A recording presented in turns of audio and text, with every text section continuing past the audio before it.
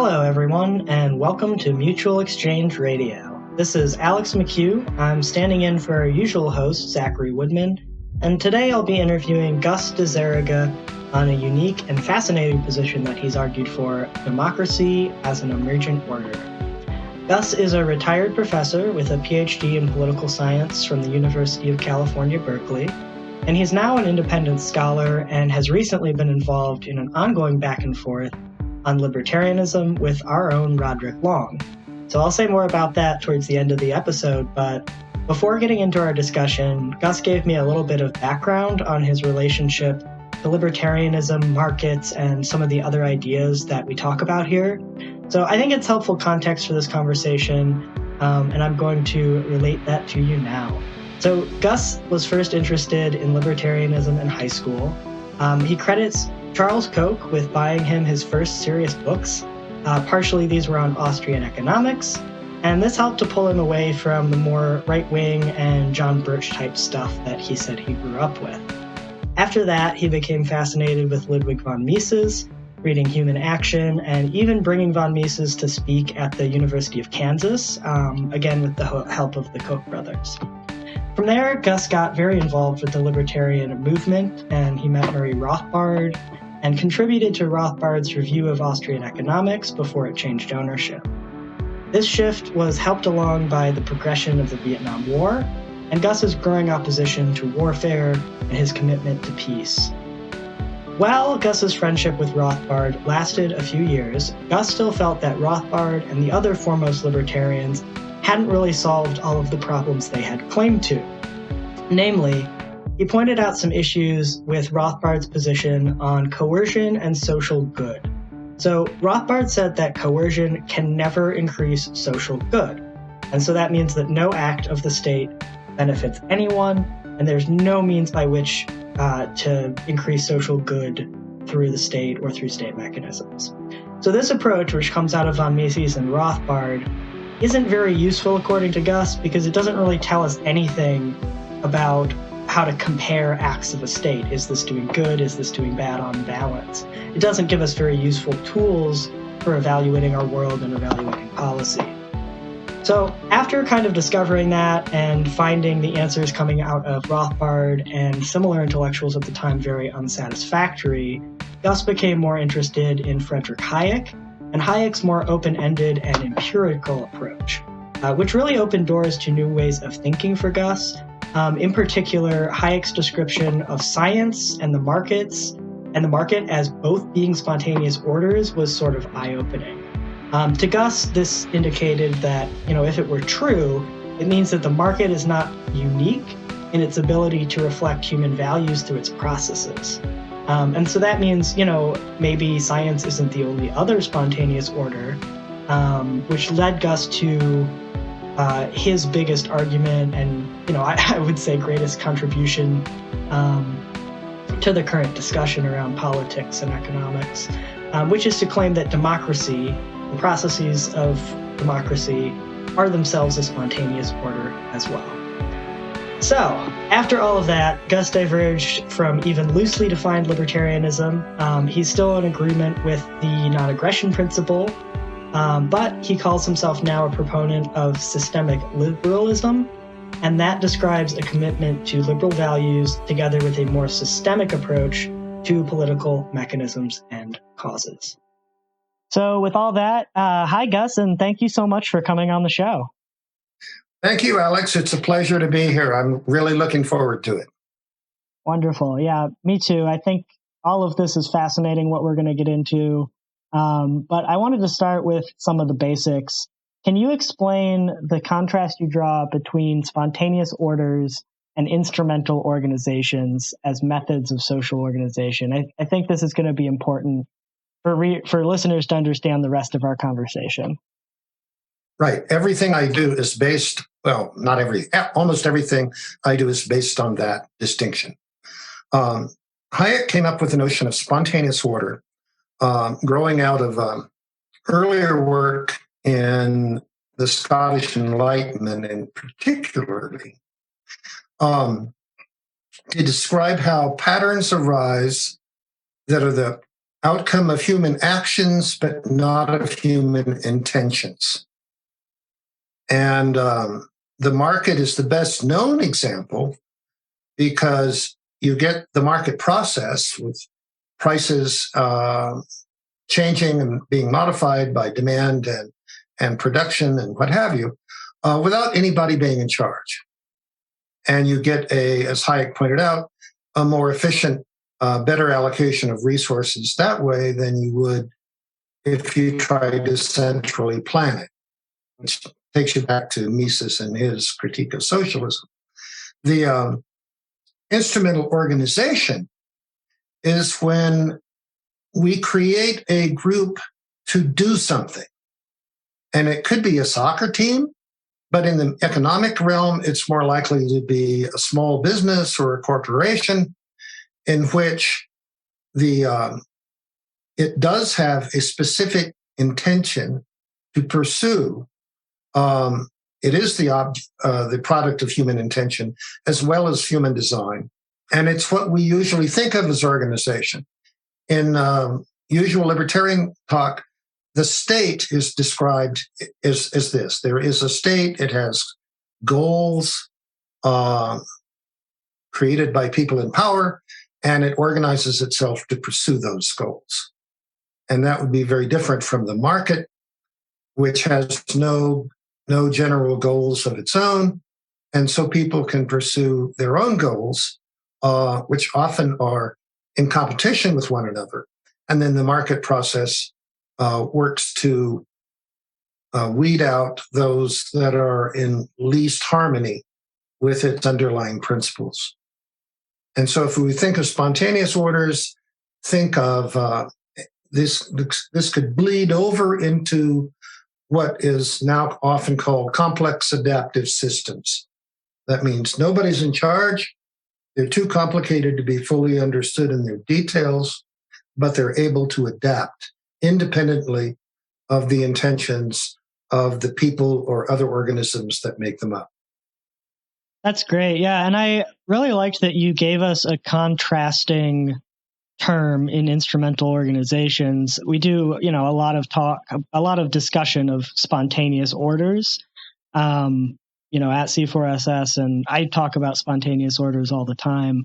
But I have felt like there's not always a clear delineation of what is and isn't. So, I appreciate that you do that.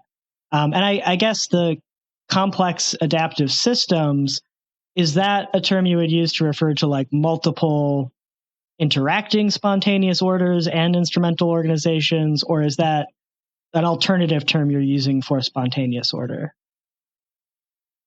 It can be used either way. That is that a spontaneous order is a particular kind of complex adaptive system, one that has a specific feedback signal that's generated by the system that creates systemic resources. So you're successful. If you're successful in systemic terms, you get more money in the case of the market.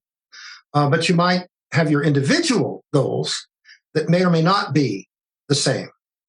So we're talking about a system and its values and individuals and their values are not the same. They could be. And a complex adaptive, so it's a subset of what could be called or is called a complex adaptive system, or what, say, to go to some of your listeners might have read Dick Corneli's notion of emergent order. And again, order arises without anybody in charge, but think of a ecosystem. There's no single feedback that's unambiguous in terms of systemic success. Not even physical survival, because many organisms, a crucial part of their success is they die after breeding. You could say, well, okay, they reproduce, but you're getting something that is much vaguer than, say, money profit as a systemic value, because you could reproduce so much that you undermine your ecosystem, and then there's a population crash, which happens. So it's a broader, more inclusive system, which includes spontaneous orders. It also includes what I call civil society, which in the human realm doesn't have a single feedback mechanism, but rather multiple feedback mechanisms from subsystems within it, like the market or science. And so it's basically it's an ecological way of looking at complex orders. And some of the writing I've done is tried to explore that. Because economists for a long time have talked about the similarities between markets and natural processes, and especially Darwin has been used because of competition and what have you. But Darwin, in fact, was much more complex than that, and but the similarities are very much there. So so we are looking at one slice of a much bigger kind of pattern that evolves from organisms, people or otherwise, pursuing their own goals within a certain set of rules or constraints that generate an order none of them intend. And that would be as true for a rainforest as for a market. Does that help make the distinction? Yeah, I think it does. If I'm understanding you correctly, you said so spontaneous orders are a subset of complex adaptive systems, with a spontaneous order having a single feedback mechanism, right? Right. As a system, it has, like the market has money. You don't have money, you don't have a market. You might have trade, but you don't have a complex market order because you need prices. And they're described in money. But how you interpret them is your business. Right. As an individual. Okay, yeah. And so I like what you said about civil society a moment ago, that it's, a little bit different because there's multiple feedback mechanisms going on. So I want to dive into that in a moment.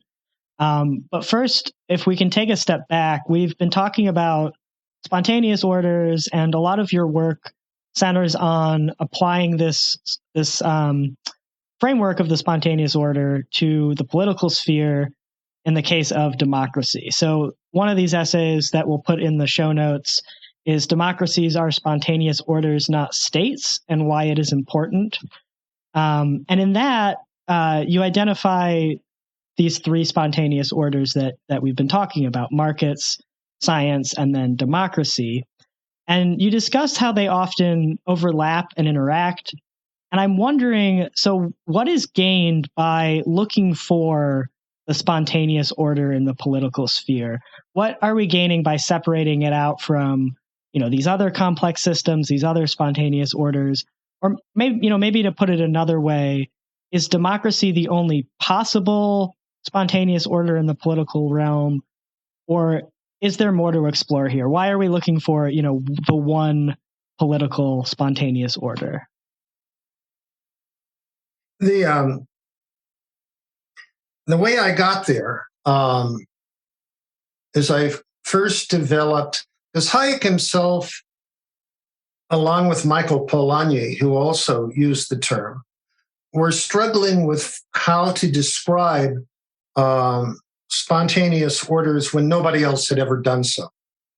And so, for example, both of them sometimes use the example of the growth of crystals as how order arose without anybody, no atoms and molecules of quartz ever decided to, let's form a crystal, but it happened. Or magnetic lines of iron filings were another one. And that doesn't work very well when you get more serious, because spontaneous orders are adaptive. They're always changing. The pattern is the same, but but the specific elements of the pattern are changing. A business that rises and then it disappears, or it gets bought out by another business, and so forth. You don't see this with quartz crystals. So I finally decided a spontaneous order can be defined in its pure sense. And that's important because it exists in a social context that often modifies this purity, and in doing so can change the pattern. In a pure sense is of equal individuals following the same rules while doing whatever it is that they want to do. And so it's a very abstract definition. And depending on what they want to do, different kinds of spontaneous orders can arise. And one is make advantageous exchanges. You get complicated enough with that, and you get the market. And it becomes increasingly impersonal. I supported my research as a grad student for many years with craft fairs, doing craft fairs, selling my artwork. Those were very personal. The prices were still important. They were signals, but there was a lot of leeway as to what I would do and other crafters would do. But the more complex and impersonal the market becomes, the smaller the leeway if you want to stay in business. Or maybe you're trying to figure out how reality works in some sense. That's a different issue, and it generates ultimately modern science. Okay, we look at democracy.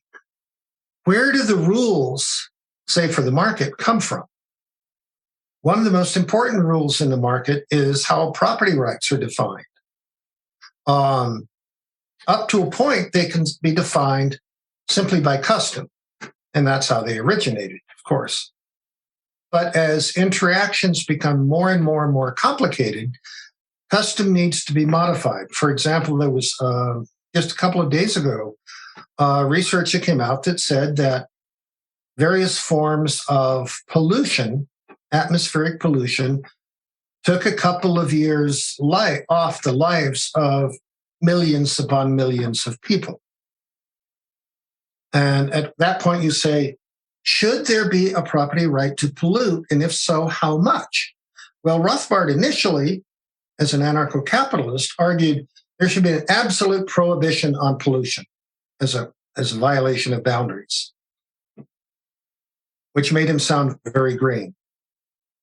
And then somebody pointed out that using his definition or his principles, nobody could have an internal combustion engine because it would pollute and somebody might be offended. And so Murray changed to say there's an absolute prohibition against pollution if you can prove that the polluter polluted your body. Now, look at Los Angeles and air pollution. And clearly that means nothing can be done because you have to find those molecules from my car that ended up in your lungs and then sue me for or enjoin me from doing so when the actual problem of proving any of this is impossible. And so instead, you modify property rights. And your car may produce this much, but no more, because it won't do too much damage to other people. And we do need cars. Well, how does that get determined? The only way to make it fair is if everybody at some point has equal input in the decision. And the most practical way that that's been done is because town meetings are impractical for a variety of reasons, is you elect representatives. And they make the determination. They have the time and the opportunity to hear specialized testimony and make a decision as to what should or should not be allowable in polluting the air. That's just one example of many. whereas economists love to start with assuming property rights. Demsetz said, what we call property is actually a bundle of rights. And not every piece of property necessarily need have the same bundle. And when we use our property, sometimes we will sell or lease out part of a bundle, but not the whole. For example, I rent out a place. I still own it. But so long as the contract between me and the renter exists, I have given up my right, say, to enter this house I own without permission from the renter. And there are a lot of other things I cannot do, depending on what the contract says. Well, there's been no violation of property rights at all. It's just that we look at property rights. In fact, they're a bundle. All normal human beings would say, I have a property right to take my pencil and break it. I can't imagine anybody saying, I have no right to do that. But if I own a dog,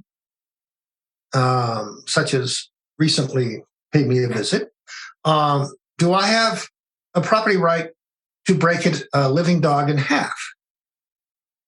A great many people, me included, would say no.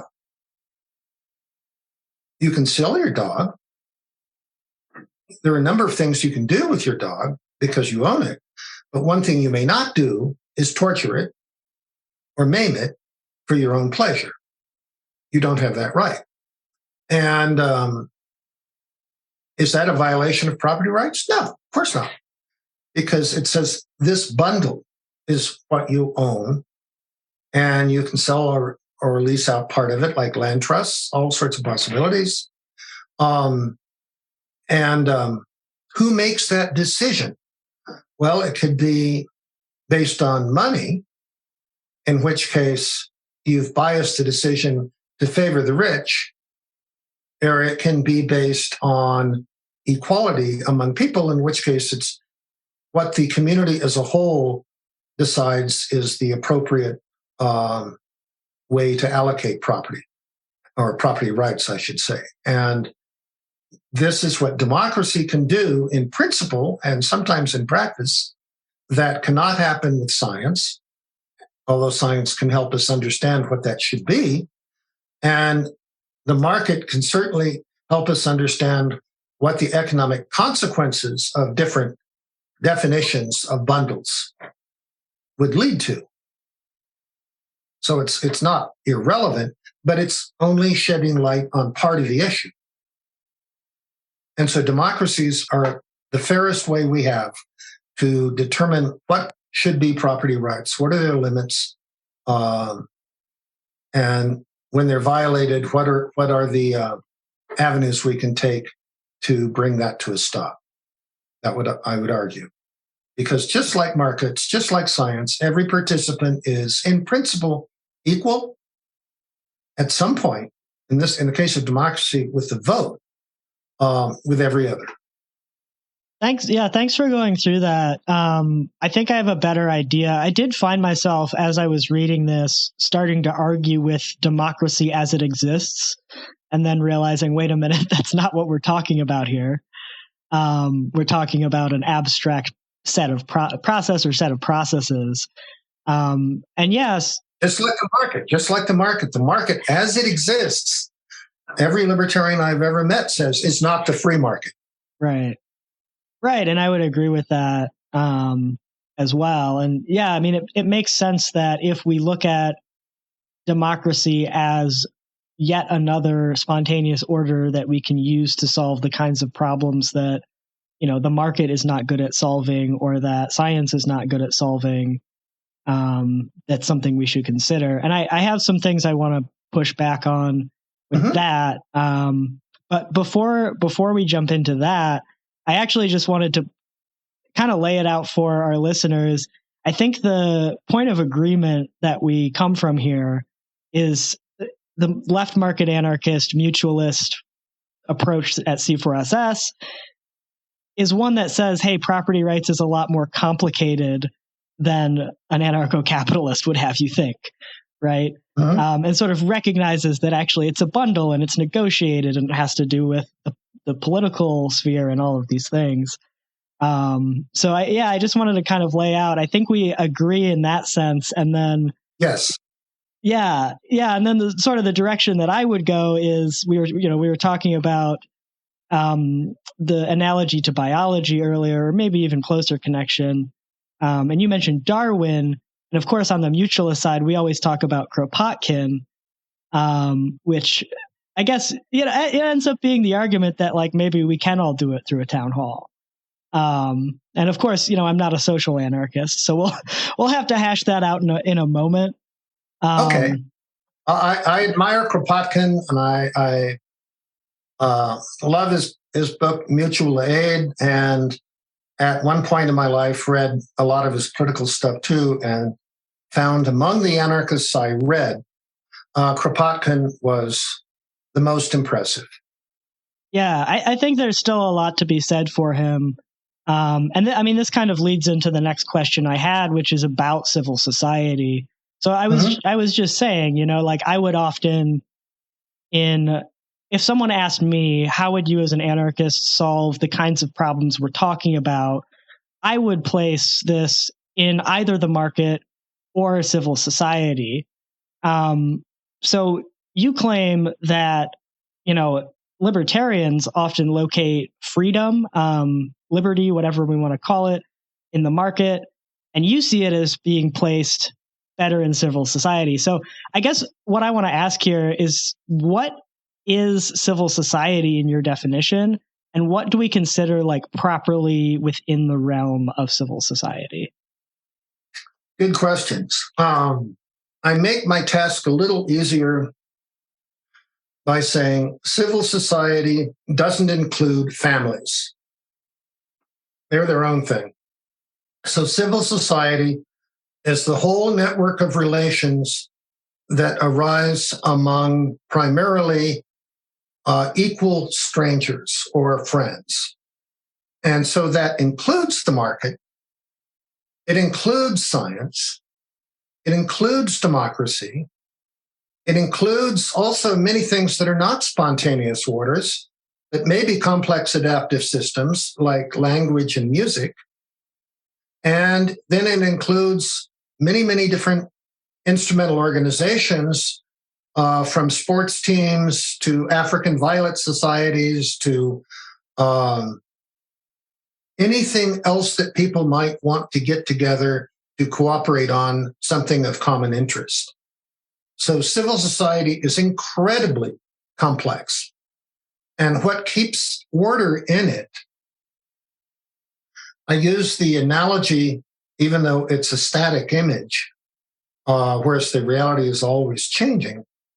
I use the analogy of warp and woof in a fabric, that the spontaneous orders provide the threads, say, going from up to down, that provide a structure of order in which all of the individual threads that people are doing for their own purposes weave in and out of at horizontally. So that the civil society is only strong when you have viable spontaneous orders to hold the whole thing together. And we're possibly, although this is more of a hypothetical thing, seeing what might happen to a civil society when those threads get weakened, as they are with, no offense intended, social media. And the thing starts coming apart. It gets too weak. So that civil society then is what you can do within the market and within science and within democracy and within any other thing people can think of to do. And as such, neither the democracy nor science nor the market provide a systemic bias that forces people to either act in harmony with it or fail. That my little bit art business certainly was a market enterprise. It certainly depended on making a profit, and it did so for many years. But I also used it for other things. I would do charitable things with it. And, Milton Friedman might say, well, that was self-interest to get more sales. Well, actually, no, it wasn't. And as far as I know, it didn't get more sales. And if it had, that would not have been why I did it anyway. There were other values that were important to me. Or I would use recycled paper at a time when that made next to no difference on sales and raised my costs. Didn't matter. And because I felt it was right. So it's that whole moral and value deep dimension of being a human being that civil society empowers. But let's say that I had become, and I use Friedman as an example, but Hayek agreed with him on this. If you're a corporate CEO, you have one moral obligation: make money for your shareholders. As soon as you allow other issues, other values to get in the way, you are essentially stealing from them money that is not yours. And that, from that sort of grows out of the rational choice model of thinking and what have you. It's not human. Or if it is human, it's how a sociopath would act. What's in it for me? And yet most shareholders have many more values than just making money. And there are times when they would say these other values should take precedence. But there's no way in the market for a shareholder to make that visible, because if I don't like what a corporation is doing, I can sell my share. Well, that simply means it'll be bought up by somebody who doesn't mind what the corporation is doing. So that's hardly encouraging it to stop. So the market is a different moral. I call it thinner morality. It's not amoral. It's a thinner morality than what a normal human being operates with. The same is true with science. The same is true with democracies. They're thinner values that a person who is only motivated by them we would regard as defective in some sense, but which nevertheless need to be there to some degree for all of us if we're all going to be able to enjoy a prosperous social life.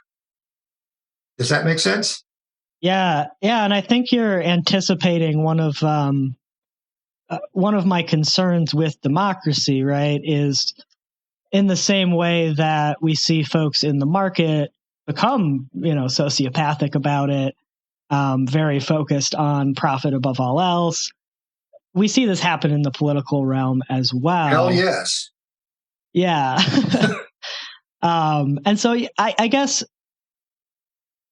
to go back to what I was saying just before, this idea that I would want to put everything under the market or civil society, I guess the way in which I was thinking of civil society there is one where it's not, the spontaneous order is one that arises out of interactions between lots and lots of, what is the word, instrumental organizations? Yeah.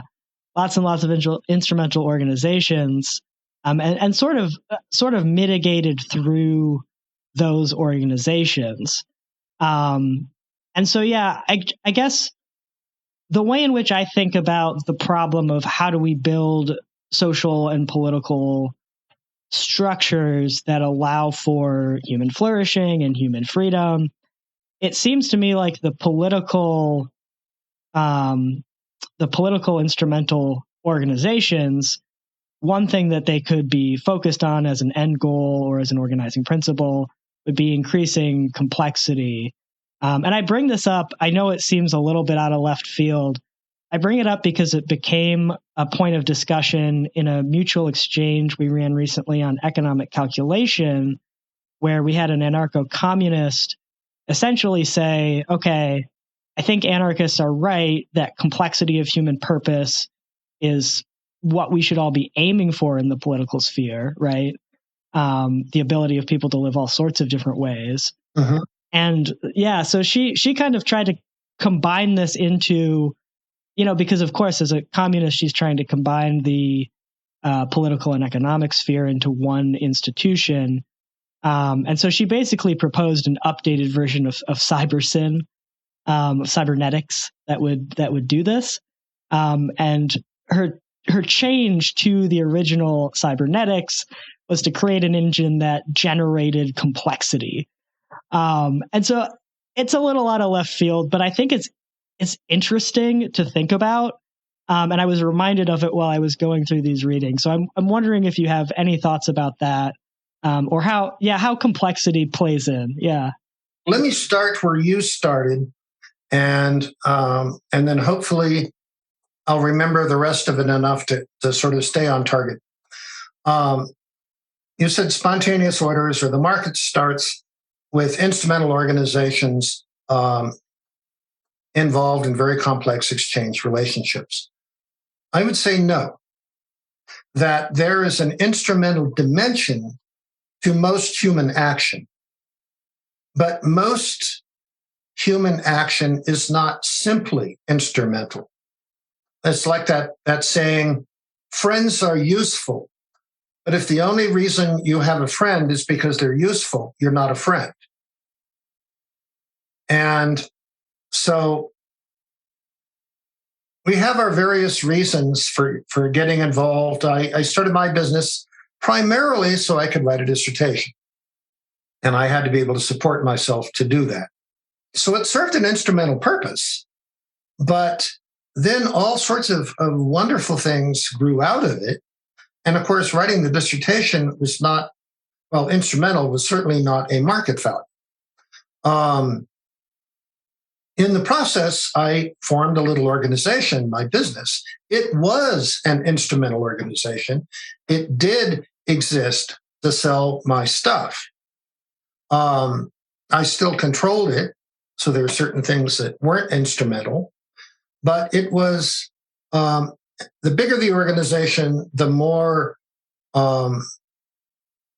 it gets very complicated, but at least up to a point, it exists to do a verifiable task.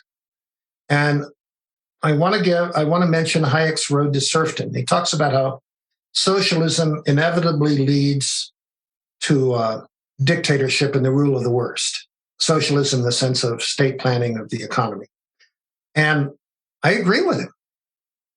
But what he did and never said is he outlined the logic of instrumental organization of any sort.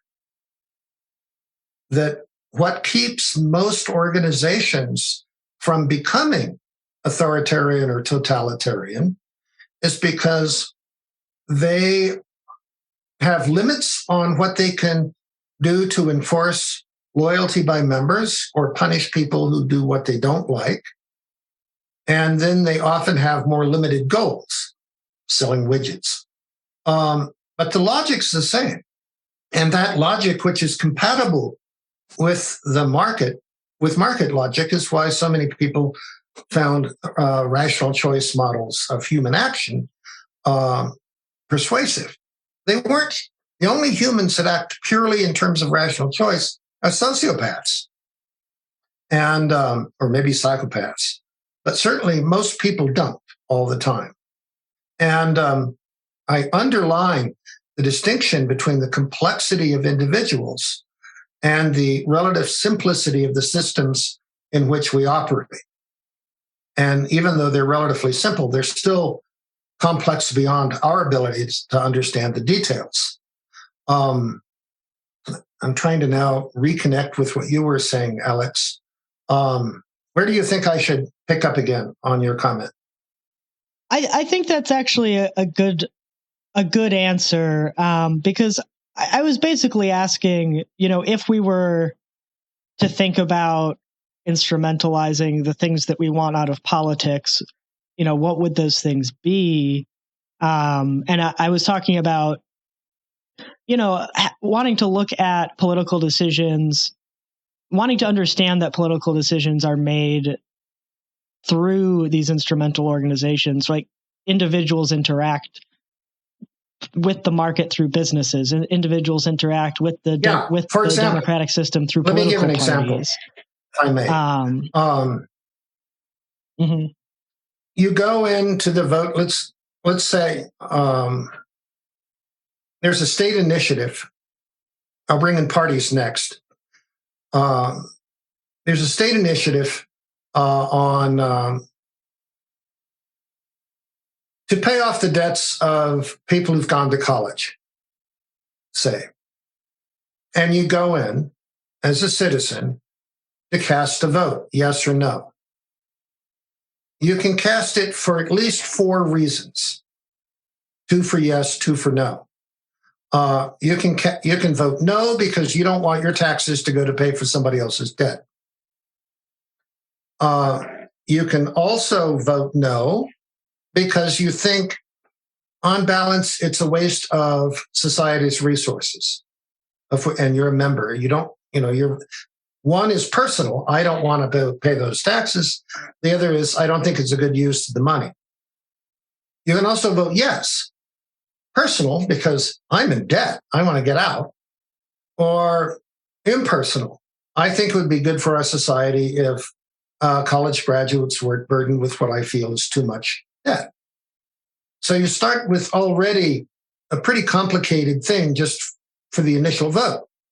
Then you go and you have a party. Well, the party adds to that. All of that's already there. The party adds to that the way in which you identify with it. I feel better thinking of myself as a Democrat than a Republican, or vice versa. And so even though I don't agree with my party on this issue, I agree with them enough on enough other issues, I'll still vote the way my party wants. And then you get how the rules of parties are drawn. We have probably the worst possible rules in this country. We have what are called plurality elections. And what that means is that it is almost impossible for a third party to arise as a viable opponent because of the spoiler effect. If I vote, let's say that I am a radical free market person, libertarians are closest to me. But if I vote for a libertarian, I will, in effect, because they have no real chance of winning under current rules, I've effectively supported the party farthest from my position. And that's true for everybody. So you get 2 parties, and then you get the dynamics of party organization, which generally means people who are most motivated by power and possibly money tend to rise to the top. And so the democratic process goes through all of this to come up with a decision. Needless to say, it falls far short of the ideal much of the time. The market has the equivalent. The market comes in, we inherit the institutions of a pre-liberal past. Most people don't know it, but slavery was very profitable for many businesses, especially in the South. It was not something that was inefficient. And it took non-market principles to get rid of slavery. So we've got the same kinds of problems with both systems. We start with flawed, from a liberal perspective, such as my own, you start from a flawed ground. How, given that, can you move it in a good direction? And say in the case of parties, one thing we could do, and Maine has done it, and a few towns have done it, is what are called ranked choice voting. And what that means is that you go in and you vote your first choice, your second choice, maybe your third. If anybody in the first choice votes gets a majority, they win, just like they would right now. Same difference. No difference in the outcome. But let's say that nobody gets a majority. Then what happens is you now add all the second choices to the first choices and see if a majority arises from that. The basic idea being whoever gets selected is preferred by a majority of voters over anybody else. Well, that, among other things, makes it possible for third parties to be real contenders, because I don't risk being a spoiler if I vote first. My first choice is Libertarian or Green or whatever, and then my second choice is Democrat or Republican. Because I can't be a spoiler. Therefore, the third parties will get more votes, more support, and the main parties will have to address their issues because they want at least to be the second choice of the third parties. Does that make sense? Yeah, and I realized I asked... And that means the third party could potentially become the winning party. Right, and maybe replace one of the previous two parties. We've had that happen here in the U.S. Yeah, it would be wonderful if it happened. And so, we look at democracies, we're very well aware of all the flaws. Mm-hmm. But just like the flaws of markets, often it has to do with how the rules that set the game for playing under the more general rules of one person, one vote are written. Just like, you look at the Mondragon cooperatives of Spain. Mm. They're market businesses. They've been around for over 50 years. They have a more successful rate of starting new enterprises than the U.S. by far. They turned the poorest part of Spain into the richest economically. And like one of the things that made that possible is they have their own bank. Mm-hmm. And we don't in this country. There's not an option like that. And so the rules of exchange can be the same. I mean, Mondragon makes products for European auto companies. It's a major producer. It does research with Microsoft. On and on and on. We're not talking about people who make pots. And it pays better than capitalist enterprises. It should be a libertarian paradise. Mm. And some are beginning to pay attention to it. Thank goodness. But it's no more or less a market institution than General Motors. Hi, everyone, and thanks again for listening. I'm interrupting today's episode to let you know about a few opportunities to help support fellow radicals. As a collection of left-wing market anarchists, radical liberals, and mutualists, we are all about that mutual aid. To that end, we're boosting 3 fundraisers right now, and they're all pretty urgent. So you can find the links to each of these in the show notes, and I'll give you a brief description of what's going on with these. So first, C4SS writer and host of the Green Market Agorist podcast, Logan Marie Glitterbaum, needs help with the second half of her legal fees. I want to give a huge thanks to everyone who helped us raise the first half. It's allowed Logan to move forward with her defense, and things are looking pretty good so far. So if you can help get that second half funded, it will go a long way towards helping a comrade and a trans woman stay out of prison. The next one we have up is for Anna Morgenstern. She's another C4SS writer, and she's facing some insurmountable medical debt and medical expenses right now. Her mom recently experienced congestive heart failure, and so Anna's trying to pay off the medical debt from that hospital stay. And Anna herself needs dental and facial reconstructive surgery to repair necrotized tissue from a previous injury. So as you can probably tell, these are both pretty urgent issues, and whatever you can do to give, boost, or share is very much appreciated. Finally, we recently shared an ongoing fundraiser for radical activists fleeing Afghanistan. The fund was put together by a Pakistani syndicalist group and has been used so far to secure housing, food, documents, and transportation for Afghan radicals who are fleeing the Taliban. You can still give to this fund, and the money will help to continue the efforts to get these folks out of Afghanistan and to fund necessities for their stay in Pakistan. Things are really hard these days, folks, and I know a lot of you are probably feeling that too, but, I really do believe it. Solidarity will get us through, and these are just a couple of ways in which you can give back to, comrades, allies, friends who are doing the work as well. So thanks in advance for helping out however you can, and for listening to this entire mutual aid plug. Now back to the show. But it's no more or less a market institution than General Motors. Right. Yeah, but they operate very different. We actually had someone write a study for the center called Radicalizing Mondragon recently, basically looking at ways they could take that even further.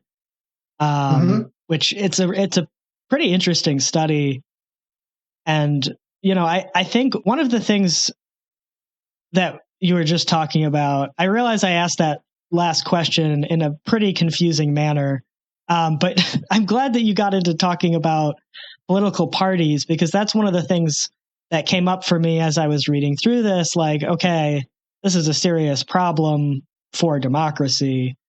You got that right. Yeah, and I guess where I want to go from here is to the other kind of what seemed to me to be a serious problem.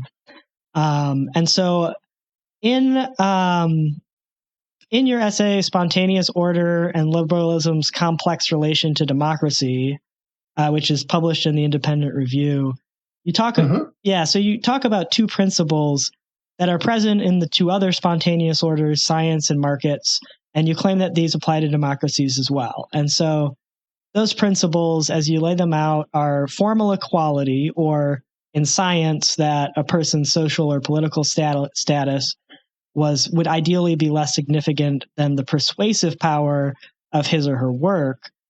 So formal equality. And then the other one is independent, objective feedback from the community. And that's the one I'm worried about being present in democracies, and I guess in political systems in general. And so I kind of have a twofold question here. One is, can the psychology of politics and of group political action actually produce independent, objective feedback? And then the other sort of question on the other side is it actually a good thing to simplify political feedback, or are we missing, important viewpoints that we won't otherwise get? Good questions. Answer to the first is yes, it's called a vote. You count them. You don't care about why somebody voted, you just count the vote. It's independent and objective. It's as independent and objective as money prices. But it's based on equality rather than quantity. And as to the second, I'm thinking of, who was it that said it? I'm having a senior moment. Back early in the last century, somebody said, the problem with socialism is too many meetings. Oh, geez, yeah. And the notion is, up to a point, we want to, every idea should have a chance to be heard and spread. That's, I think, fundamental to democratic logic. But it doesn't mean that every idea should have an equal chance at every step of the way. So let's say that we are talking about pollution control. There'll be many ideas about how to do it or whether or not to do it. And so long as they have a sphere where they can be heard by others and evaluated, that's all anybody can reasonably ask. And if they're found persuasive, they're spread by still more people and they grow. And that's how ideas grow in society. And is that a guarantee that it'll always be the right ideas? No more than in science, it's a guarantee that scientists will always, in retrospect, have made the right decision as to what a theory means at a given point in time. Both are fallible, they're exploratory systems. And so what you want is a chance for everything to be heard and evaluated by other people at some stage. Say I want independent neighborhoods in a town. I can in my neighborhood and here in Taos where I live, there's online discussion forums. There's other things where I can make this case known. And because it's a relatively small town, I can even run for office if I want to with that argument. And if it's persuasive, then I'll get more and more and more support. Who knows, maybe other small towns will do it. And New Mexico in time will become that kind of place. On the other hand, more likely probably, it won't grow. But it may influence other ideas so that some of what I say will make a difference, but not all of it. Or possibly it'll be rejected. I have no ground to complain if it's rejected, so long as I have a chance to be heard and evaluated by others, and then depend on their response. It's like how any idea grows. So it doesn't have to be absolutely equal, but it has to be fair. And one of our problems right now is that traditional filtering systems that filter out bad ideas in this country, even though they had their own biases, even though they had their own problems, have broken down. And so we have stuff like Hillary Clinton eating children being, listened to by millions because the algorithms tend to put people in, and this has been pretty much proven, they're not necessarily looking for more extreme sites, but the algorithms lead them there. On Facebook, I every now and then get a huge bundle of things when I sort of go and see what's showing up, not in my own personal stream, but in other streams. Survivalist stuff and gun stuff. Well, I'm a good shot and I'm not bad at survival, but I've never been interested in any of that for years in terms of anything that would go to the attention. Somehow Facebook, their algorithms led me there. Now, let's say that I went there. That would encourage more, and it would get wilder and wilder. How do I know that's true? Because I do like looking at nature scenes, European castles. And lo and behold, a third of everything I get there now is nature scenes and European castles. Well, I like that, so it's okay. I know what's going on. So the filtering that makes science possible would break down if anybody could publish anything in a journal. But instead you have referees. Are referees perfect? No. Would the system work better without them? No. It helps to filter out a lot of garbage. But there are no filters in social media. And it's doing a pretty good job of tearing society apart. You now have people threatening violence if their candidate doesn't win. That's new. That has not happened since the Civil War.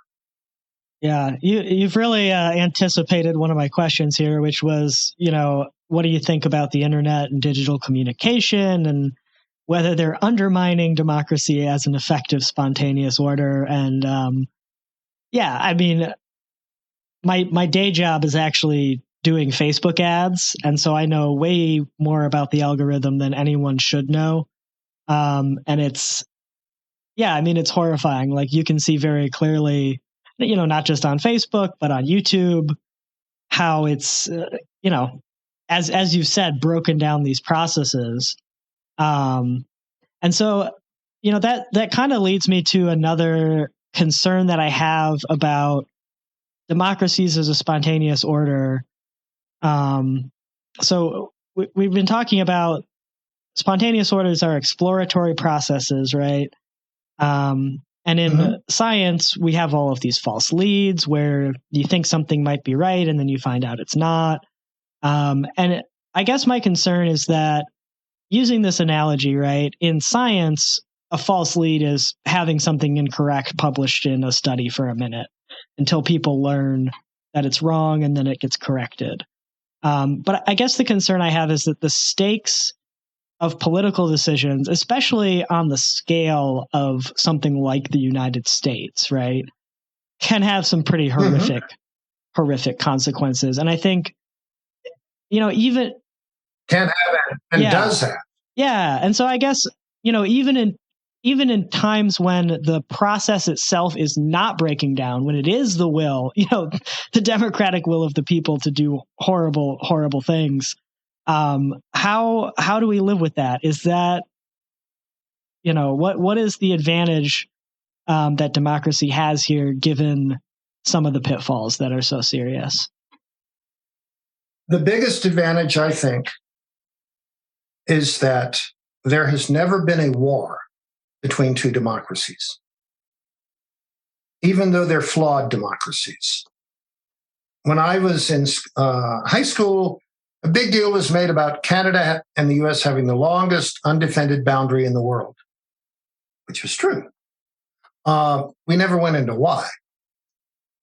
And then you look at what's happened to Europe as the major European countries in Central and Western Europe have become democratic, usually very strongly so.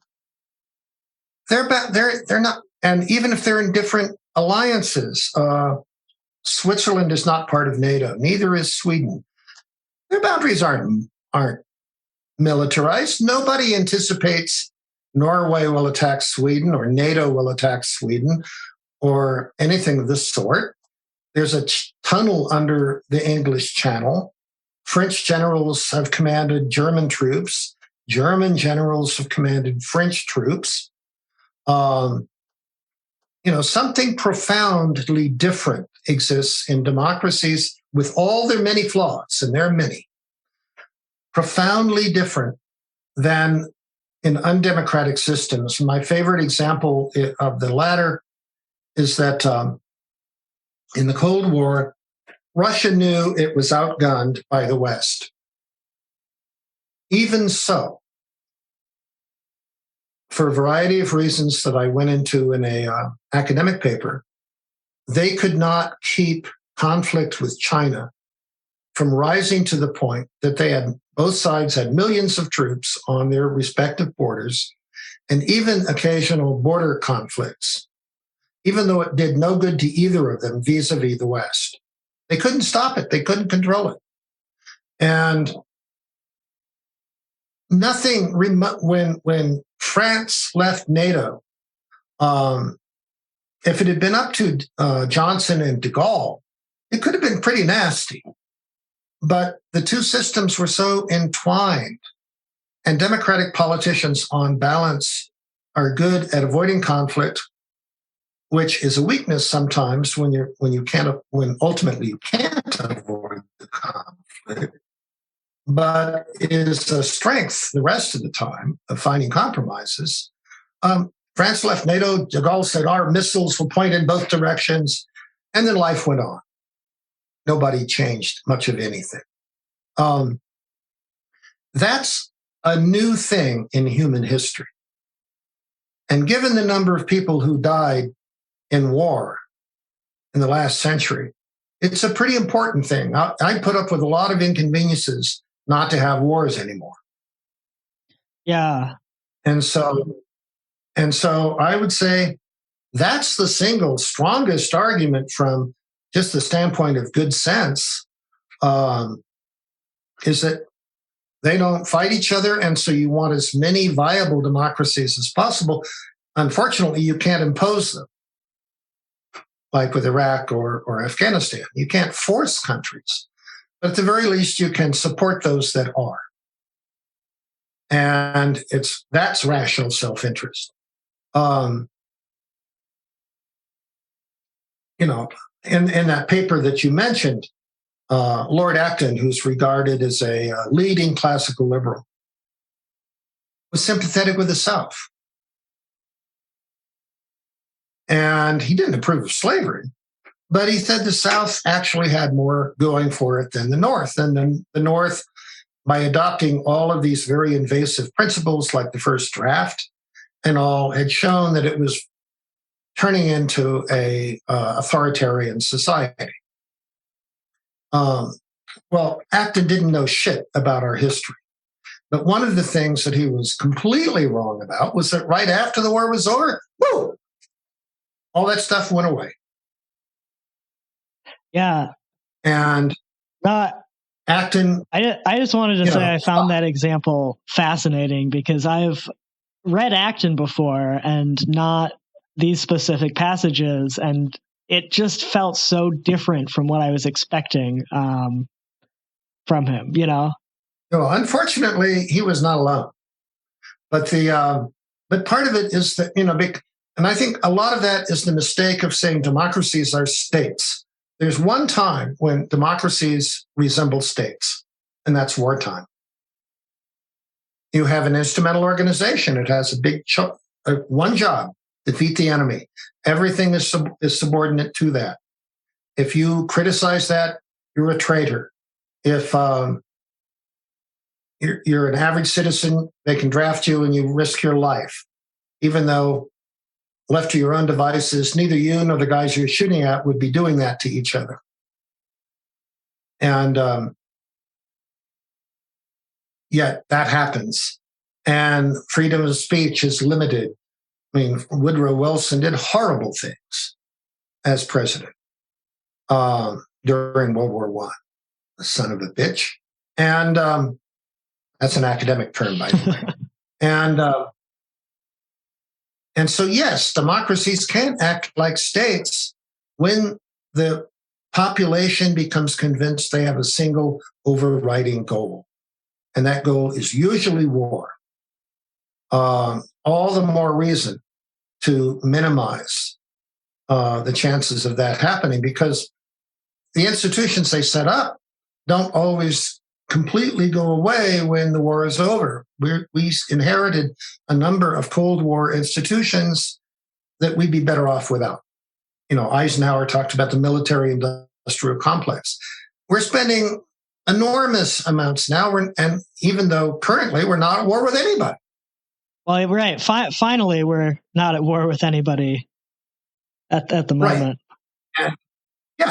And it wasn't much of a war economically with Afghanistan. It was bad for Afghanis and for any Americans unfortunate enough to be wounded or killed. But, we didn't get a peace dividend when Russia ceased being communist, and we never got one since. And so it's best to do everything you can to limit that. It's not that we have nothing to worry about, but we don't have much to worry about. Russia's a pale reflection of what it once was. China is a potential issue, but at a certain point, you just have to say, our job is not, if countries are democratic, for reasons I gave, I think we should support them. Other than that, I think narrow self-interest is what should count if it's a dictatorship. And But that is a huge, huge difference. And it started, I mean, the founders themselves knew this. They said, we are lucky because we're far away from Europe. We can't be easily attacked. And the Indians are in no position to do serious damage to us, although we certainly were in position to do serious damage to them. And after World War II, suddenly our borders are a lot more vulnerable because of aircraft and now missiles.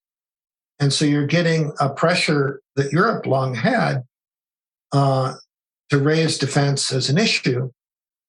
But how can you minimize that? Because even then, you can minimize. The Brits were lucky for a long time. They didn't need a big army. The English Channel did the job for them. As the Atlantic Ocean still to some degree does the job for us. So but this is where you take the kind of systems thinking of spontaneous orders, and then you take these abstract models. But Newton had abstract models, and they turned out to be incredibly useful.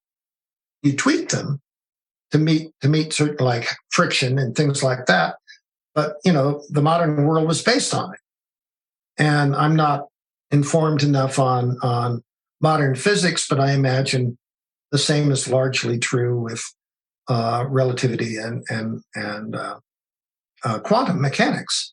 That you've got relatively simple principles that then become very complicated when applied. And so, in a way, I'm saying the same thing is true. You've got instrumental organization and spontaneous order. And these are simple concepts, but their capacity to become incredibly complicated as scale and interactions grow. And then you put them on top of a pre-existing culture. And, you can keep academics employed for a long time writing dissertations on all of that. But liberalism, which leads to spontaneous orders, I argue, because those are basically the core principles of liberalism. Equality under the law.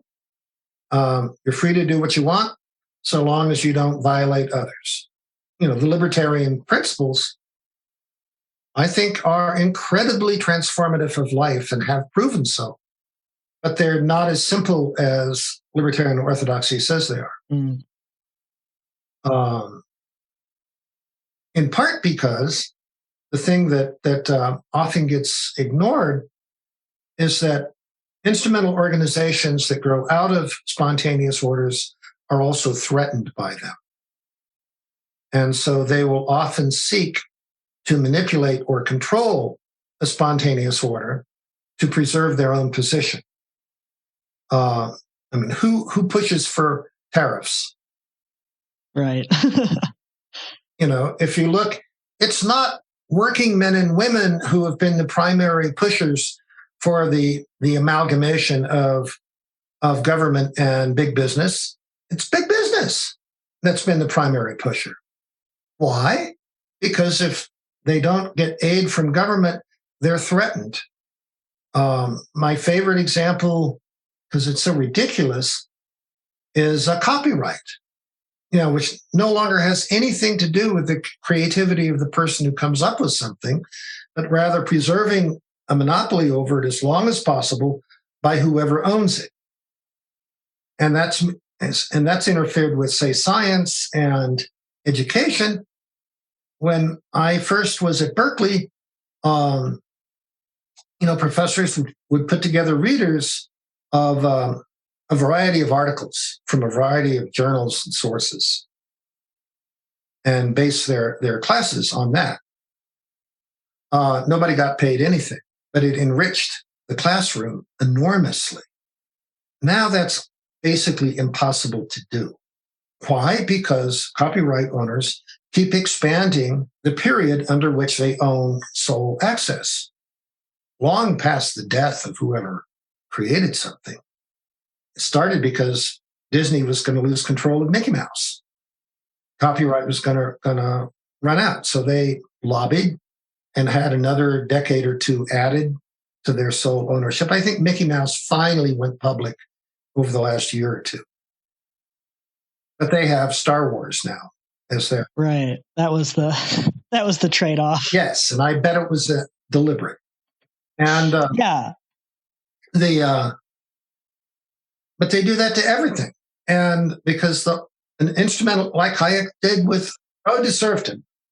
The logic of instrumental organization is to control uncertainty. Mm-hmm. With enough power, it becomes totalitarian. Short of that, it goes as far as it can.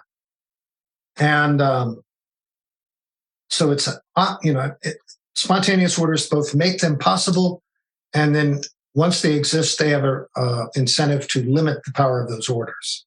It's a very interesting dynamic that classical liberals largely ignore, even though they're aware of it. Why does big business keep supporting the big government? Well, there are reasons. They're intrinsic. So what do you want to do? I would say limit the power of corporations. Get corporations out of everything they do that is not easily translatable into dollars and cents. They're great for that.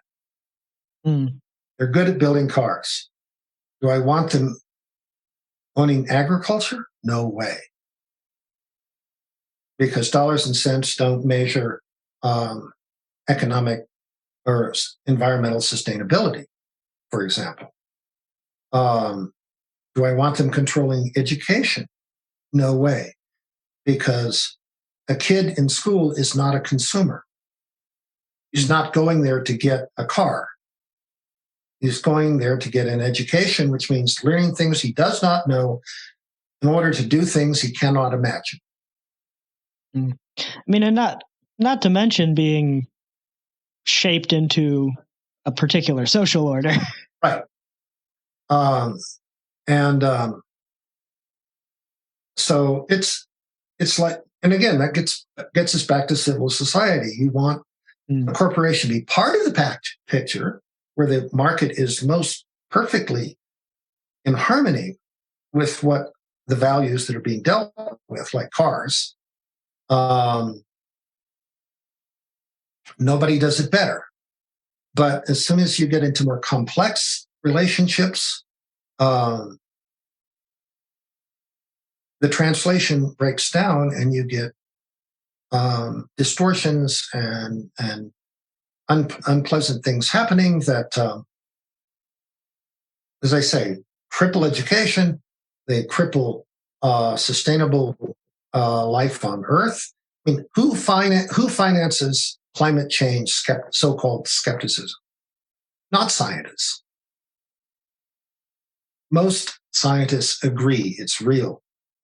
But we still have, corporation in the power industry doing all they can to prevent making this transition that in libertarian terms actually has an obvious solution.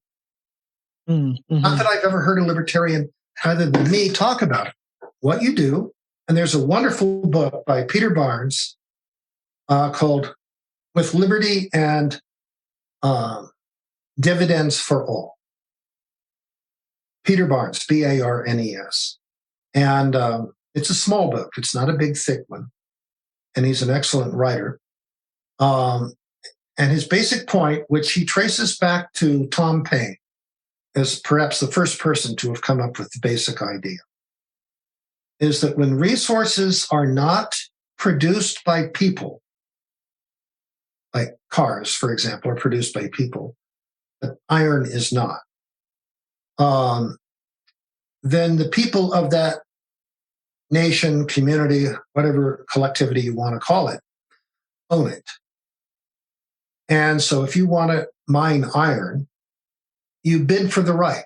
And if you bid more than anybody else, you get it. You mine the iron that you got the right to mine. The money is distributed evenly among everybody in the society. It's not Henry George's single tax, but rather it goes to everybody equally, and they choose what to do with the money. And there's a close approximation of that in Alaska. It's called the permanent fund. And that is, if oil is taken out of state-owned land, a certain percentage goes into a fund, the interest of which goes to every Alaskan equally. That's a couple of $1,000 a year, I think, per Alaskan. And Payne said that would not interfere with creativity, not interfere with the market, not interfere with voluntary transactions, but it would give everybody a stake in a prosperous, much more prosperous position in society. It's libertarian to the core. So what do you do with carbon? You put a tax on it. And the tax then goes to every American equally. So if you use and you bring it under control in two ways. One, you use science to determine how much carbon you can, put up for bid every year. And two is that because when things become more expensive, people become more efficient and find alternatives. You, without trying to choose who's the winner, you're giving every creative person in the society an incentive to either use the carbon more efficiently or find alternatives. But there's nobody giving orders to anybody about, like liberals who haven't learned the lesson, try to pick winners.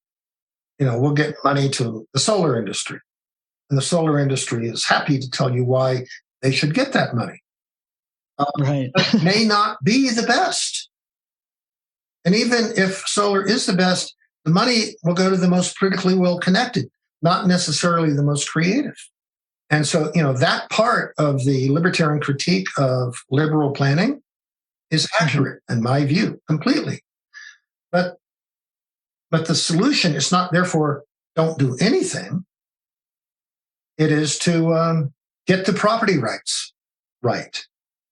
And then the market will do wonders at selecting out the best that we can get under the circumstances.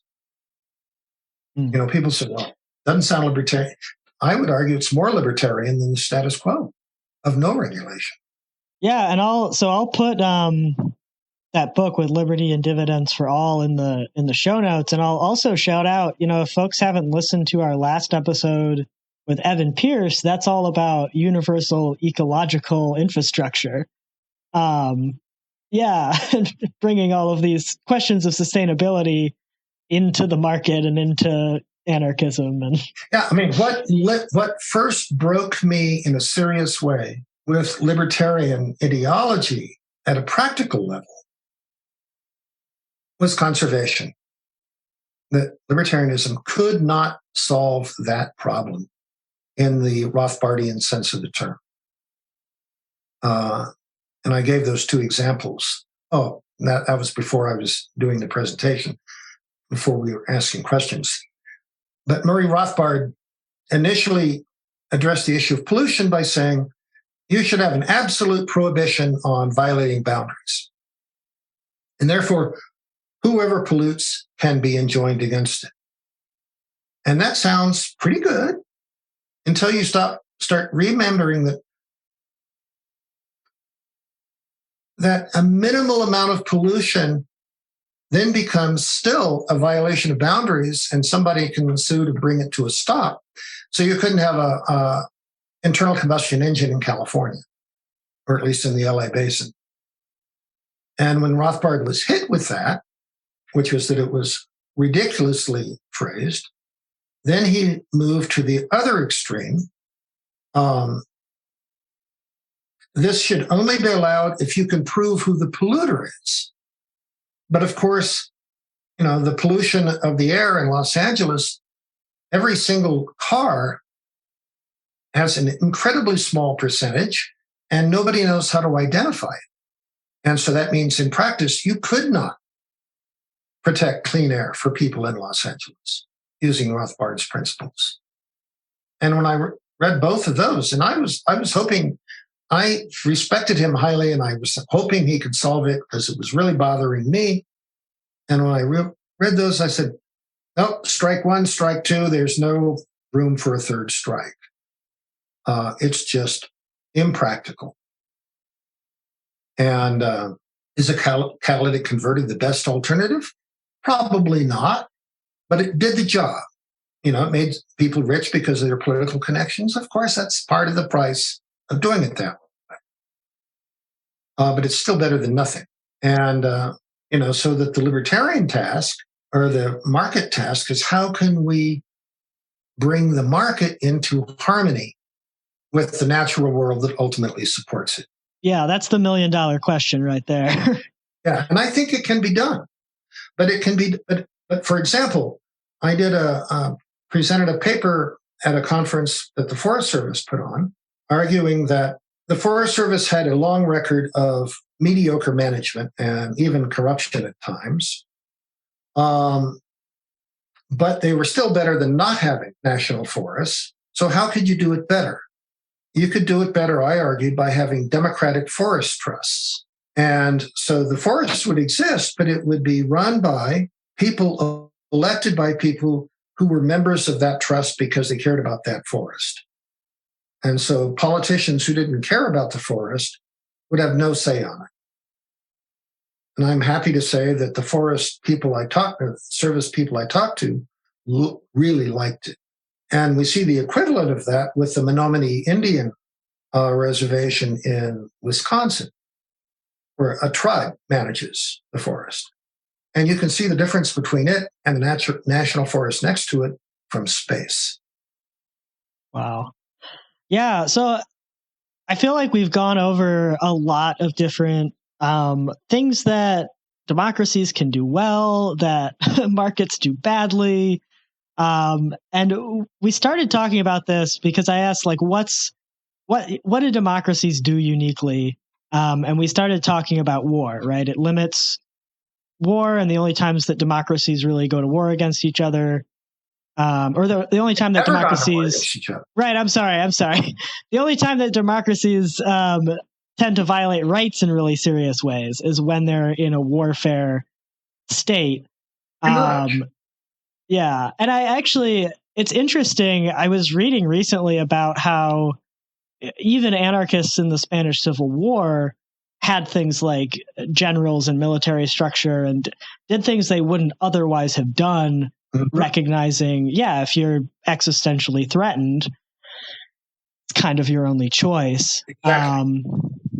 And so I guess I am, and I guess I'll just say, like, I got my start in political activism as an anti-war person around the beginning of the Iraq and Afghanistan wars. So, my generation's much less intense Vietnam.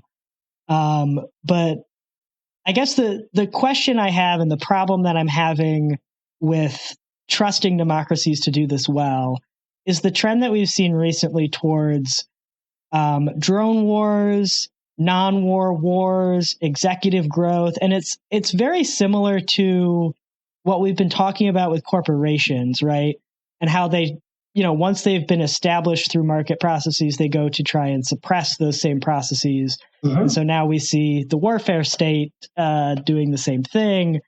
What prevents democracies from going down that path?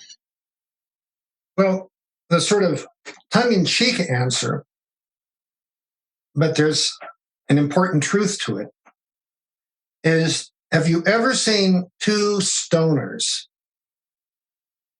get into a fight? No, I haven't. And one of the reasons is they tend to forget what they were arguing about and move on to something else. I actually have used this principle to argue for legalization of marijuana, comparing, two drunks getting into an argument. Yeah. And remember, after World War II, America wanted to make things nice with Germany again and yada, yada. And other Europeans said, the problem with America is it has no historical sense. And as European nations became ever more democratic, they lost their historical sense too. Hence the tunnel under the Channel, the French and Germans sharing generals and what have you. So the notion of Germany and France having a war again. What? Can't even conceive of it. Even though they have a long historical record of animosities. Or I guess syphilis for the French was the English disease, and for the English, they called it the French disease. And so that democracies, in a sense, because they're spontaneous orders, don't, as a rule, pursue long-term plans. And that is sometimes a weakness, but it keeps the peace. It's difficult to plan aggression. If you have a powerful president, largely free from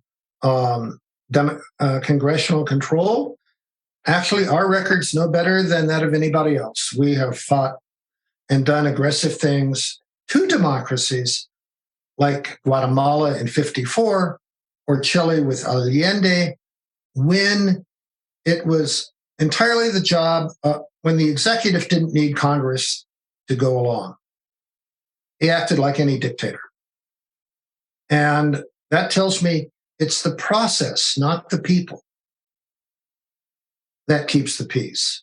And so you don't want, it's a powerful argument against having strong presidents, that's for sure.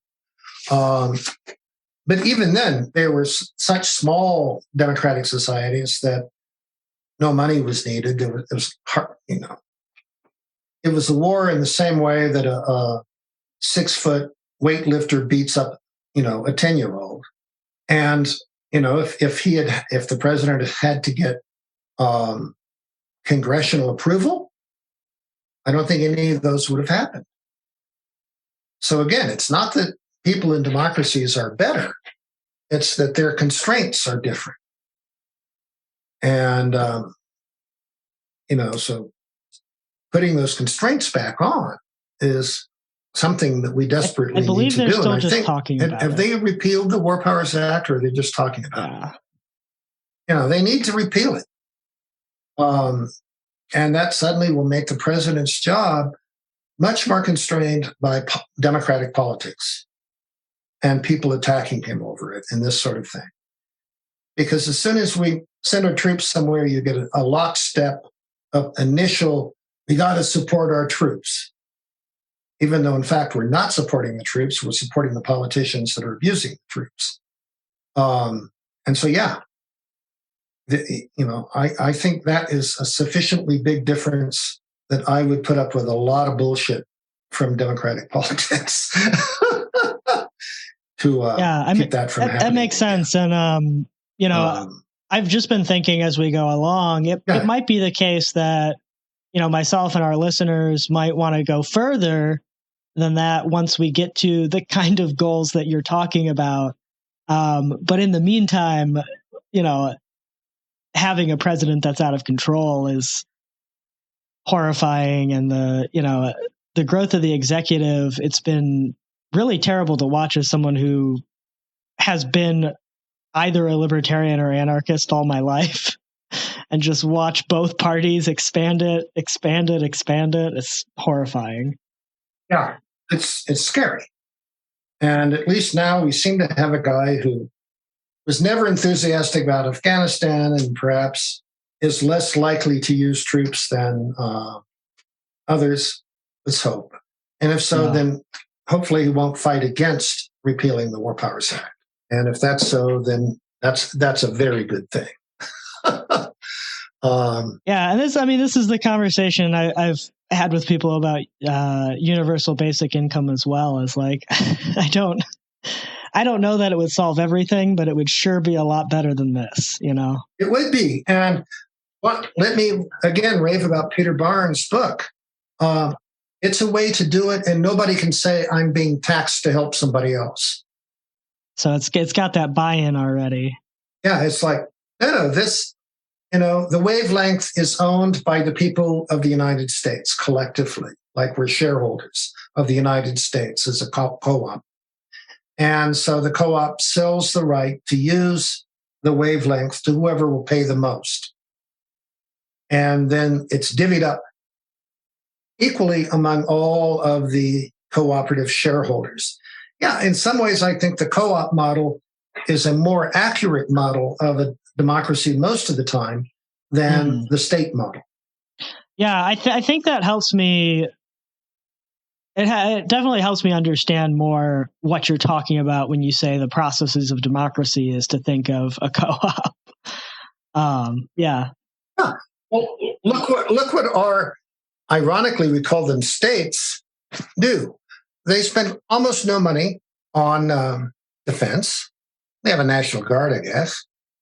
The state cops are not a big part of the budget. So where does their money go? Roads, schools, public health, things like that. Well, what if they were co-ops? Where would their money go? Roads, schools, same kind of thing. And so, in a way, the American state, even though we have some truly hideous ones that are into oppression big time, but on balance, especially the more liberal states, don't act that differently from what a co-op would. I would argue. Yeah, and I mean, I even know lots of anarchists who consider involvement in local politics or state politics to be different from involvement in national electoral politics, kind of for that reason. Yeah. And so and I would think that if hypothetically the world were democratic, and I'm not saying perfect, there is no perfect democracy. They all have flaws. But democratic enough for this rhythm of peace to take hold, and it pretty clearly, you can still be a reasonably flawed democracy and have it take hold. Over time, nations would resemble states more than American states, more than the state, because they're not going to be needing to spend all that shit on defense in a hypothetically completely democratic world. And so, in a sense, that gives us grounds for hope, although not in our lifetime. Right. For the next... certainly not in my lifetime. Right. We'll see how long people live in my generation. I hear they're gunning for really, like 160. I'm 73, and I'm glad I'm not 63. So but that's because in the near future, you do what you can, and the United States is in serious trouble. We have people that my parents and your grandparents shot now claiming to be patriots and threatening anybody who disagrees with them. Right. And and I'm saying, well, back in 1943, we had a solution to you people. It's just that you spoke German at the time. Right. No, it's a total mess, and we're getting a little bit towards the end of time here, so I'll make my last question hopefully a more optimistic one. So if we're thinking about political decisions as happening through emergent processes, through spontaneous orders, that can tend to be demotivating, right? Like, I can't individually, go change everything about my nation's politics. So I'm wondering, in your view, how would one go about promoting their favored social values? And, for us, I'm thinking that would be things like cosmopolitanism, respect for free speech, recognition of property rights, whatever else we want to include. What can we actually do, given how much of a mess the U.S. is in right now, to promote those sorts of social and political values?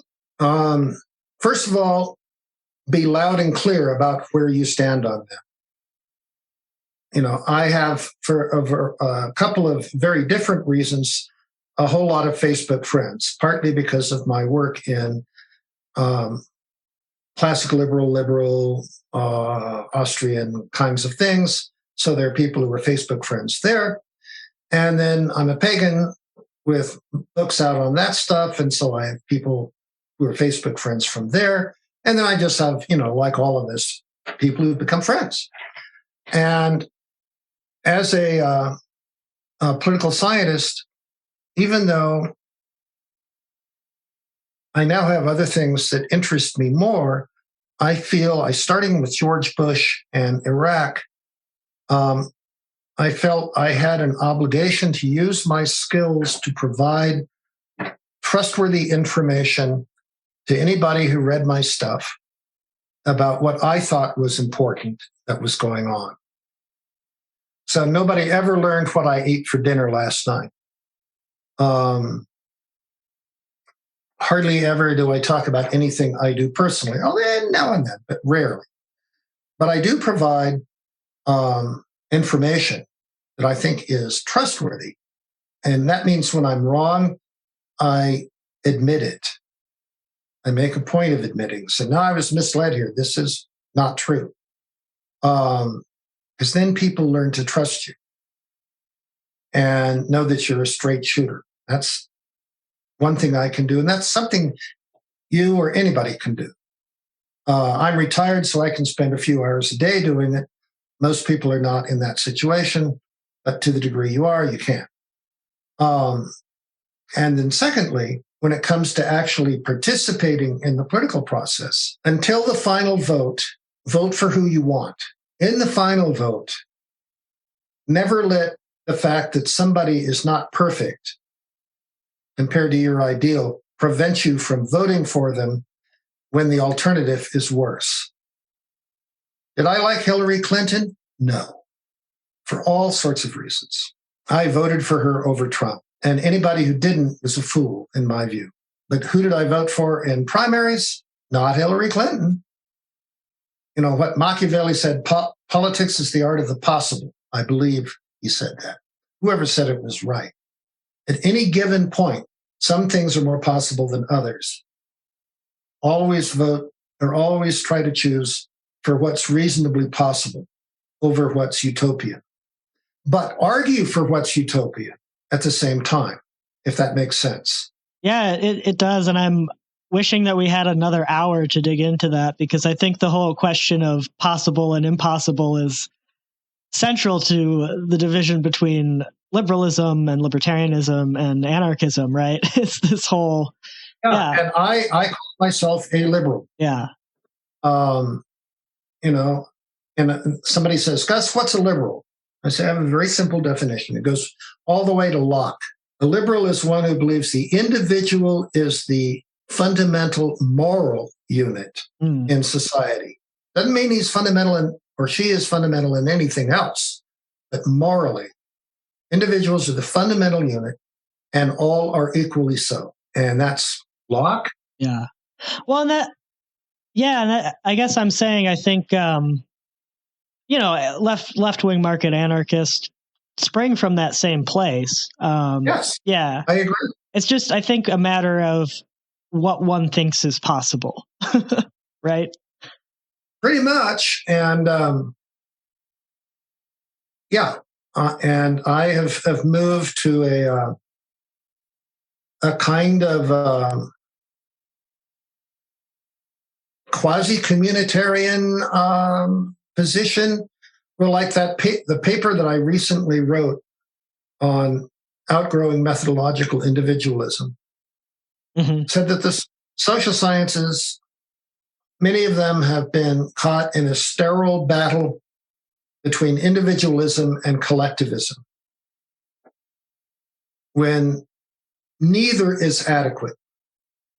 Each picks up something that's true, and that the sort of Hayek's approach to systems theory is a wonderful way of appreciating what each finds that is true and avoiding where each is flawed, which is why I regard Hayek as the most important social theorist that I've ever read. Not because I agree with him all the time, but he taught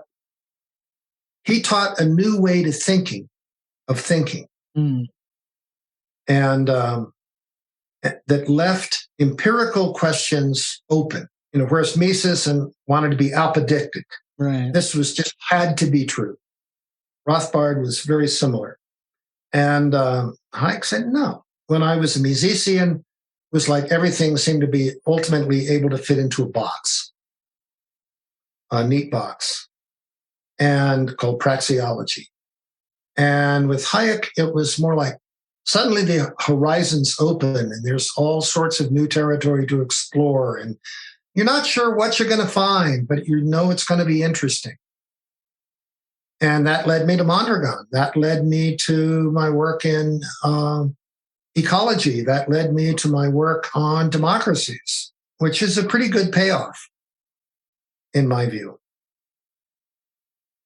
So but it means, unlike, say, the Mercatus people, pay attention to the last couple of decades of Hayek's work, where he outgrew methodological individualism and moved into basically integrating that dimension of the social sciences into ecological biology. He didn't use that terminology, but he talked about Darwin and evolution. And what people don't know about Darwin is that, and this is where we get back to, say, Kropotkin's mutual aid, Darwin was not a simple survival of the fittest advocate. He did use that terminology occasionally because he was persuaded to use it by Huxley. But he also saw the cooperative side, and even something that only recently is being appreciated on a big scale, that sexual selection, which is not the same thing as natural selection, is an important factor in evolution. You know, there's this wonderful book, fairly thick book, but fascinating, called The Evolution of Beauty. And, you know, it's how, nope, this cannot be explained in terms of natural selection, but it's, and then the author pointed out that Darwin argued it, but it was rejected because most scientists at the time didn't want to think of females as having that much impact. Right. Jeez. Well, I feel like in many ways we're still we're just getting to catching up to where Hayek was. Yeah. And I usually ask for a book recommendation here at the end.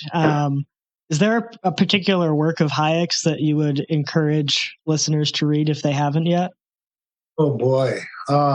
Read Road to Serfdom as an analysis not of socialism, but of the logic of organization, of which socialism, in the sense he's writing about, is the most extreme example because it's not limited. But that logic is in every organization, from the African Violet Society to the local police department to my little business, diZerega Graphics, when I had it. All of them are trying to achieve a goal by responding to and sometimes controlling their environment. It's just some are better situated to do that, and they have bigger goals. If it's read that way, it is, I think, a good thing to compare against what libertarians already, at least the better read of them, know about the logic of the market. And then you say, okay, now that you've got the two together, remember they're always in any kind of free society, both are present. How are they going to relate? So I would say, yeah, Road to Serfdom is a damn good book, and especially read that way. Yeah, he never uses that terminology. I don't think he'd come up with the notion of spontaneous order yet. Okay. Yeah. Well, it's interesting. I wasn't necessarily expecting that response, but when you clarify it the way in which you want people to read it, that makes a lot of sense. Yeah. I mean, in the narrow sense, it's obsolete. Yeah. You know, communist state plan socialism is certainly not on anybody's agenda these days. Right. But in this other way, I think it is. So that would be my recommendation. I'd love people to read me, but read Peter Barnes. He has a new book coming out this month, and I've ordered it, but haven't seen it yet. And it looks, developing his ideas further on these things.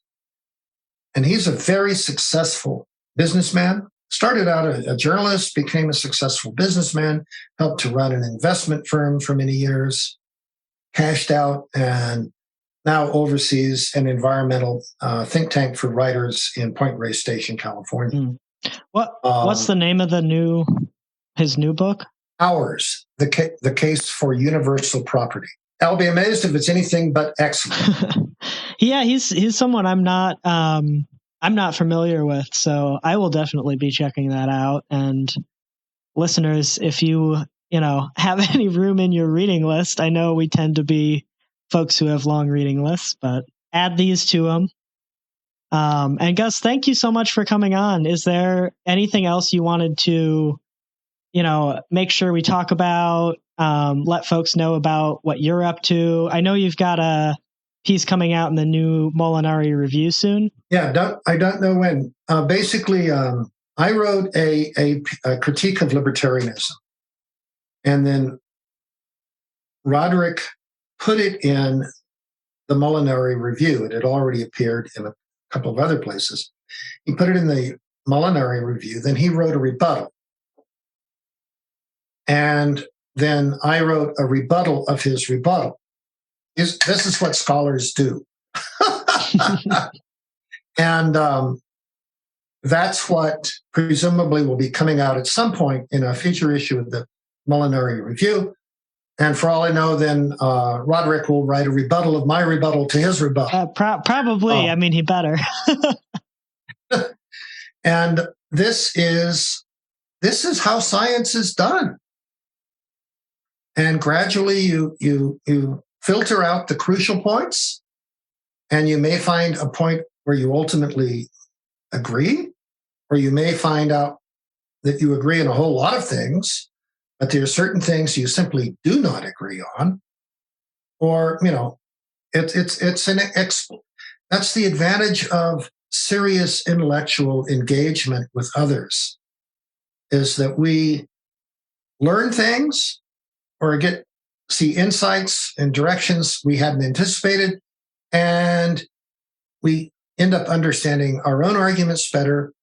And sometimes you end up getting involved in Roderick and I. We're Facebook friends now, and I think we enjoy each other a lot, even if we don't always agree.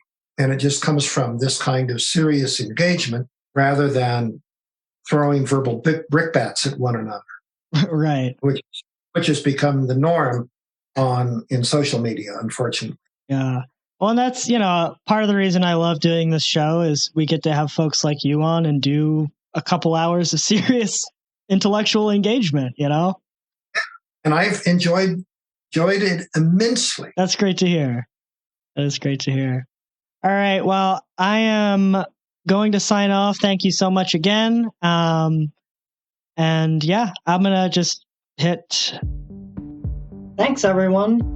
This was a really fun episode to record, and you can find a collection of Gus's essays and other work in the show notes. If you have any follow-up questions or just want to get in touch, feel free to email us at editor@c4ss.org or get in touch on Patreon. If you're not a Patreon supporter yet, head over to www.patreon.com/c4ss.org. That's patreon.com/c4ssdotorg, and check out our recently upgraded patron tiers. Your support really means a lot, and it allows us to keep making this show, to continue improving our production quality, and to do all kinds of great things at the center. So I want to give a special thanks to our producer-level patron sponsors. Those are Danny O'Brien, David Colburn, and ASDFASDF, as well as our associate producer-level sponsors, Acnerals, Derek W., Humanisphere, and James Tuttle.